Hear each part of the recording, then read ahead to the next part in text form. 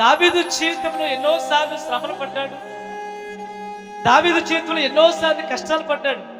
నిజానికి చెప్పాలంటే దావీదు అందరూ ఉన్న అనాథి.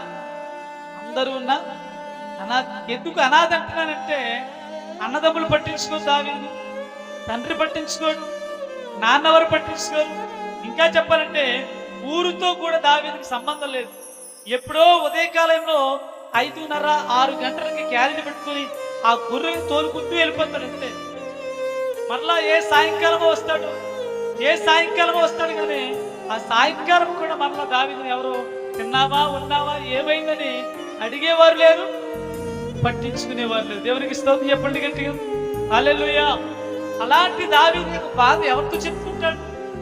అలాంటి దావీదు బాధ ఎవరికి అర్థమవుతుందంటే ఆకాశమందు చూచుచున్న దేవుడు ఒక్కడే దావీదు బాధ అర్థం చేసుకునేవాడు. అందుకనే దావీదు కీర్తన రాస్తూ ఒక మాట అంటాడు. చదువుతామా? కీర్తన గ్రంథము 6వ అధ్యాయము, కీర్తన గ్రంథము 6వ అధ్యాయము 6వ వచనం. 6వ అధ్యాయము 6వ వచనం. నేను మూలుగుచు అలసి ఉన్నాను, ప్రతి రాత్రి కన్నీరు విడుచుచు నా పరుపు తేలజేయుచున్నాను, నా కన్నీళ్ల చేత నా పడక కొట్టుకొని పోతుంది. దేవునికి స్తోత్రం చెప్పండి గట్టిగా. దావీదు ఏం చేస్తున్నాడంట? మూలుగుతున్నాడంట. దావీదు మూలుగుతూ ప్రార్థన చేస్తూ అలసిపోతున్నాడంట. ప్రతి రాత్రి ఎప్పుడంట?